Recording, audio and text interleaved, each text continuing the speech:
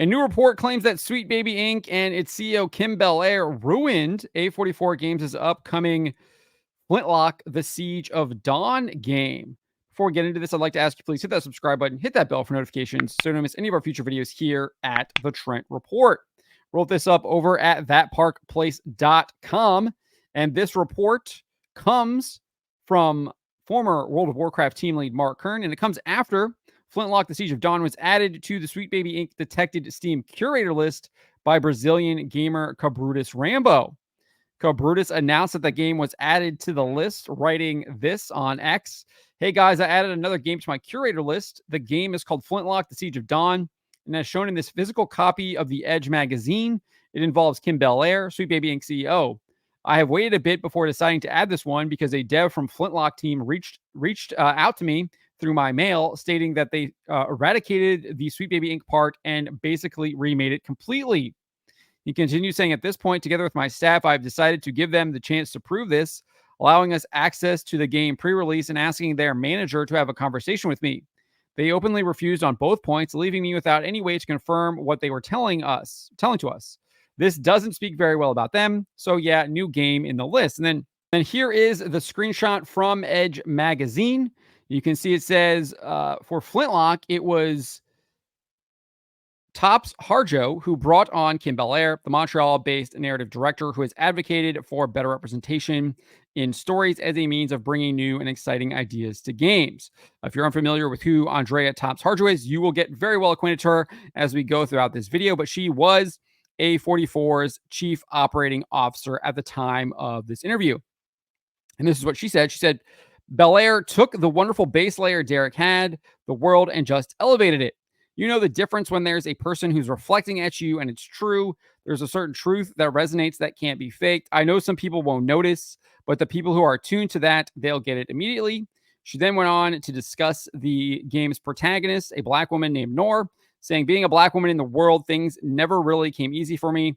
Even in a space where there's only 2% black developers working in the industry, I always have to constantly prove myself again. I remember when I was little, I was watching Star Trek like, oh my gosh, there's a black lady in space. That was such a defining moment for me. Second part of my job is inclusivity and diversity and having little kids know that they can do it too. So that I guess it kind of cuts off there. So we don't really get to see exactly what else she had to say, but clearly she is promoting diversity and inclusion as her role as the chief operating officer at A44 during the development of this game, and she clearly brought in Kim Belair as well.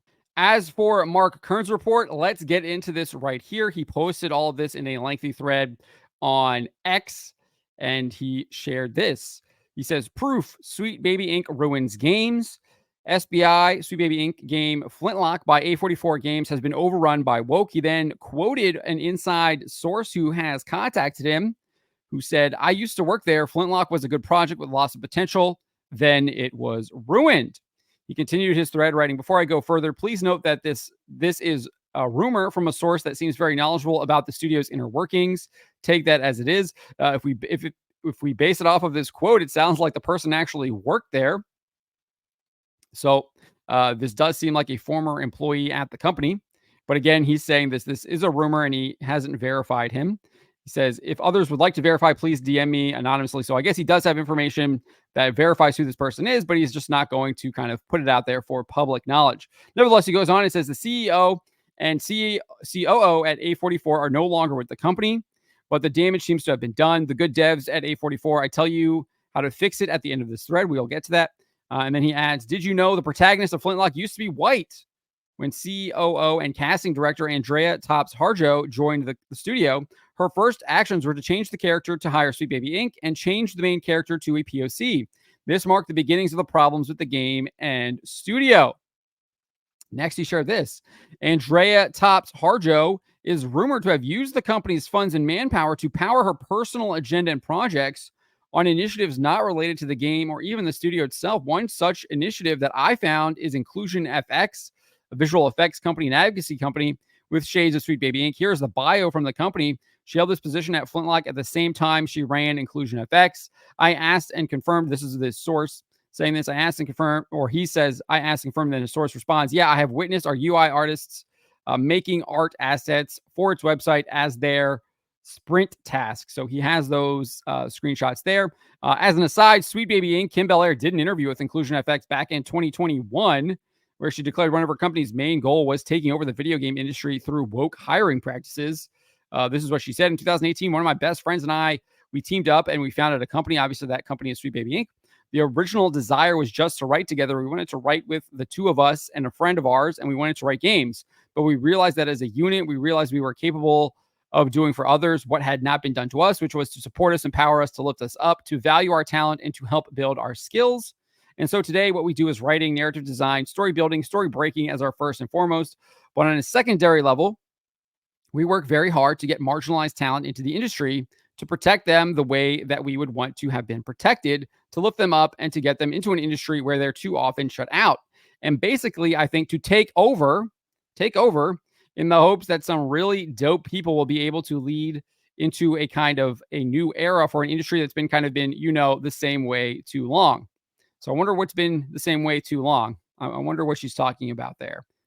Couldn't be that her disdain. It's people that it's white people, because we know that she demonized them in a presentation back in 2019, calling them picky babies, saying that they were standing in the way of her progress and her innovation. But let's go back to what Kern's report says. He continues saying, aside from working with Sweet Baby Inc. and making changes to the game, Audrea also directed numerous changes in HR in her role as Chief Operating Officer. In 2021, most developers were denied raises and evaluations were postponed for at least 6 months. Audrea told HR to inform anyone who complained or asked questions that the reasons is because I said so. She also ordered the HR department to hide the salaries of the top executives of the company. HR tried to help, but were unable to get past this. The team was worried about the studio finances. Meanwhile, the new hires and changes to the game resulted in a project where, quote, these people know nothing about how a video game is made. So isn't that interesting?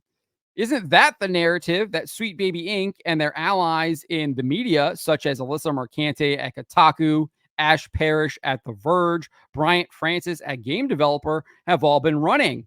That it's the gamers don't know anything about how game development is made. But according to this inside source, this allegedly former employee at A44, it's Sweet Baby Inc. that doesn't know anything about game development. Who could have seen that? Who could have seen that? What have I been saying? What have I been saying throughout this? They always lie and they always project. So what they are accusing you of doing is what they are actually doing. So when you see Sweet Baby Inc., Kim Belair, David Bedard, all of these game journalists, Alyssa Mercante, Ash Parrish, Bryant Francis, all running the same narrative. Oh, these gamers just don't know what game development is. They just don't really know what Sweet Baby Inc. does. Well, it turns out, according to this video game developer at A44, that it's Sweet Baby Inc. that has no understanding of how to make a video game. Shocking, I tell you. Nevertheless, Kern goes on, says, after nearly 2 years of these DEI changes at A44, the damage has been done. At this point, the studio was purchased for $175 million, an unusually high sum for a small studio, by the way, by Kepler Interactive in September of 2021, a gaming collective fund whose founder also funded the Kowloon Knights Gaming Fund. It was at this point that Audrea, the chief operating officer, left the company. Perhaps this was the start of a cleanup of the game's troubles. However, he then shared this. The state of the game is unknown at this time, but it is believed to be in shambles after this 2-year round of DEI changes. As we now know, A44 reached out to Cabrutus to refute SBI's involvement, saying they are no longer involved and all their changes reversed. That's what we discussed at the beginning of this video. But when Cabrutus asked for proof, they refused to speak to him any further. So Kern then concluded with the advice that he promised that he would share to A44 and Kepler. He said, here's my advice to Kepler and the good folks left holding the bag at A44. You reverted the SBI changes. Good. Announce that you have terminated services with SBI and watch your PR soar. Gamers will flock to you. Don't try to hide it. Keep your main character a person of color, but don't tokenize the character. Make it a great character with quality writing, one we can all love. Remove any sermons or preachiness or anti-white, anti-male racism and sexism from the game if it still remains. Don't lecture your audience. Embrace the gamer, and they will embrace you. Good luck, and my genuine best wishes. So I think that is decent advice. The game is supposed to arrive later this year in the third quarter of 2024, but I think it's a little too late. I mean, the fact that they are refusing Cabrutus's demands to verify their claims that Sweet Baby Inc. has been excised from the game shows that potentially they're just trying to do damage control, that they didn't want to be put on the boycott list. We're already seeing massive financial harm with games that are on this boycott list, or even games that are not on the boycott list but are associated with Sweet Baby Inc. We know that Suicide Squad Kill the Justice League was an absolutely abysmal financial failure for Rocksteady and Warner Brothers. We have that confirmation from both Warner Brothers Discovery CEO David Zaslav, as well as their chief financial officer. I think his name is like Lars Wingerfell or something like that. I can't remember his name. I might be confusing him with Embracer, but their chief financial officer confirmed it as well during their most recent financial earnings report. We just had a report from Remedy Entertainment, the studio behind Alan Wake 2, that their revenue declined 25%, around 25% in the fourth quarter of this last year, even though they released Alan Wake 2 in the fourth quarter. In fact, their entire revenue was down about 22% for the entire year of 2023 compared to 2022.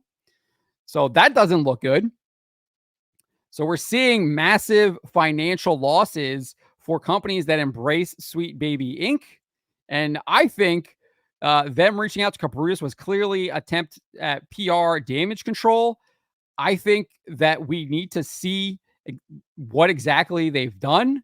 I would not trust the company that previously hired Sweet Baby Inc. I think they need to do a lot more than what Mark Kern is saying here to earn the trust of gamers. They've already betrayed gamers' trust by hiring Sweet Baby Inc. They've clearly betrayed their own integrity by listening to Sweet Baby Inc. and changing and altering their original vision for the game by race swapping their primary character, their main character. So I think there's a lot more that they need to do than just this list that he has here on how gamers will embrace them. But I think that's a good starting point. I think what he lists here is a very good starting point. But I think there is a lot of trust that they have lost by refusing to cooperate with Cabrutus and and by embracing Sweet Baby Inc. in the first place. But this is the latest report. It looks like Flintlock, The Siege of Dawn, is the Sweet Baby Inc. infected game. And if they do not change what they're doing, if they do not prove that they have excised Sweet Baby Inc. from the game, I think we can chalk this up as it is dead on arrival. But let me know what you guys make of this report. Let me know in the comments below. Remember to always be charitable, but to always speak the truth.